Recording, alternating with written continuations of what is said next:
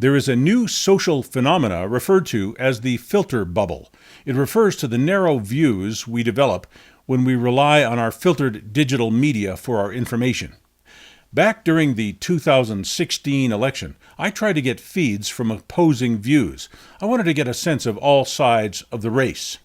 Google, YouTube would only show me content that was consistent with what side they thought I was on.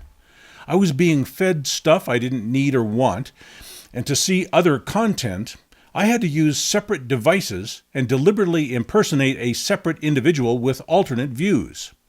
Our media, in order to hold our attention, has chosen to presume we are all biased, to decipher our biases from our online behavior, and then affirm our biases by providing only similar biased information and shielding us from any information that the algorithms think we might disagree with, while censoring anything they might disagree with. This new system basically guarantees that the information we are getting is garbage. This is the first time in history that mass media can customize itself for every individual consumer, and they are being very clumsy and crude with this new capability.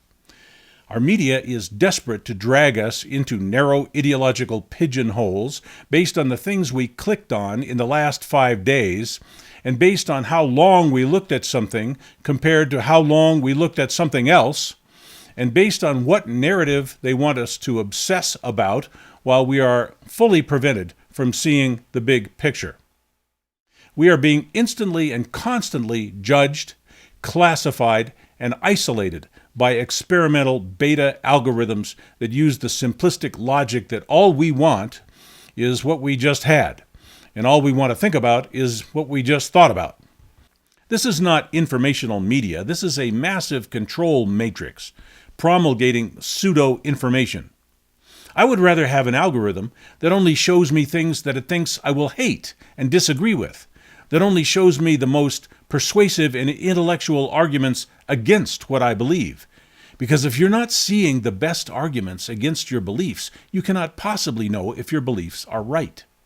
And you will have no answers to your opponent's positions because you will not know your opponent's positions. You will simply find yourself screaming at the sky because your opponents seem so ignorant and wrong. We are being instantly sized up and instantly fed only material that is complementary to the last few things we looked at, as if that was what we obsessively believe in and want more of. This is lazy software. It has to look at billions of things and decide what to show you next. So it just chooses things similar to what you just looked at. It's very lazy, but very effective at tightly sealing you in a world you love and understand. That algorithm knows that if it can affirm your prejudices, it has made a friend. This is why people with strong social or political views can no longer understand their opponents, because we do not see the diverse viewpoints thanks to our media's filtering algorithms.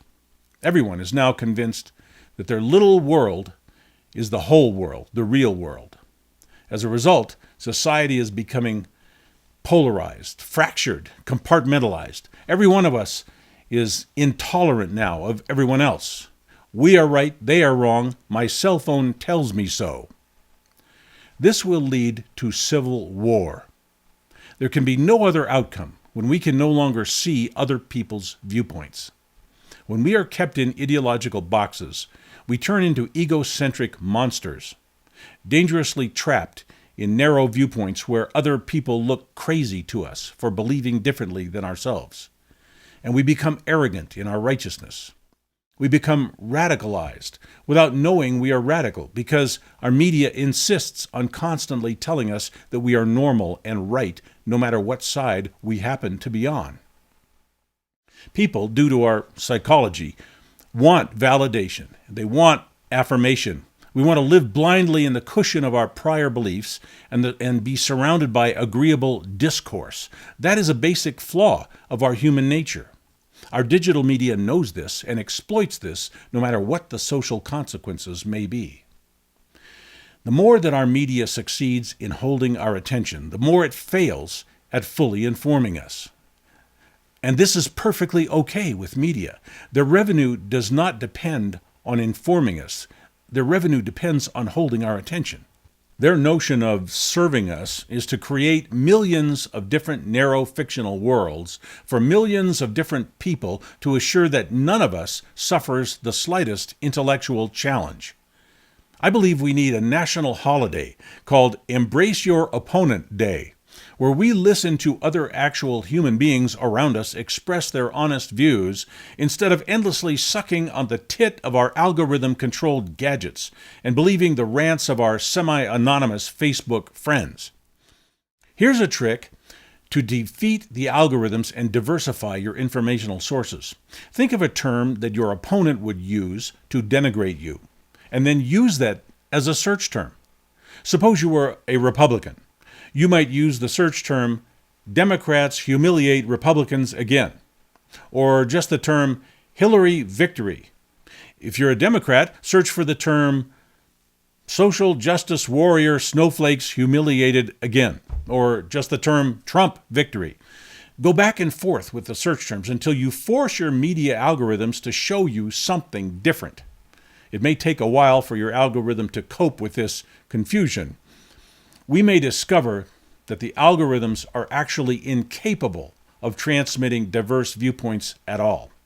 Our media may now be a hopeless trap of ignorance and permanent bias for anyone who uses it. When we're comfortable, we are stagnating. When we only see the things we agree with, we are intellectually rotting. Our digital devices are really like tiny pinhole windows, showing us little distorted fragments of reality that mimic our past keystrokes, clicks, and swipes. But the problem is not just that our gadgets show us too narrow a view. The problem is they control what we are allowed to see. When we conduct a search, they have to decide what content is important or relevant to show us. Notice it is them, not you, deciding what is relevant. Even if they were to get better at showing us diverse information, they are still deciding what diverse information they will show us. They can't show us everything. There's just too much. As interactive as your media may seem, media content will always be controlled by media, not by media consumers. The censorship has now been openly admitted by Facebook, YouTube, Twitter, Google. The people who own and control our media platforms are hard at work keeping information from us and feeding other information to us. The money that can be made by doing this, the social and political control that is done this way is so powerful it will never change. There is no one who owns or controls media who can resist using the power of media for their own purposes. The major online media companies now readily admit that they censor and manipulate their content for their own chosen political agendas and commercial interests. They have been caught doing it constantly. They now admit doing it, and they essentially tell us that if we don't like it, then we don't have to use their services. The fact that there are no longer any fair and balanced mainstream media outlets left is simply not a problem for any mainstream media outlets. If we don't demand and insist on media objectivity, journalistic integrity, and diverse informational content, then why should they bother? Digital media, your favorite digital mainstream hookup, is not a library. It is psychological placation. It is not an intellectual stimulator. It is a human dog run, a tightly fenced area where you can be kept under strict control, where the powers that be can always find you and can always know what you are thinking because they are telling you what to think. Until we get some better online services, the best we can probably do is put in crazy search terms, click on the most diverse content we can find, act like our enemies, try to throw the informational gatekeepers off as much as we can, and look for alternate independent digital platforms that respect our desperate need for full spectrum information. If we can't control our media, we should at least mess with it, hack it, or just turn it off once in a while.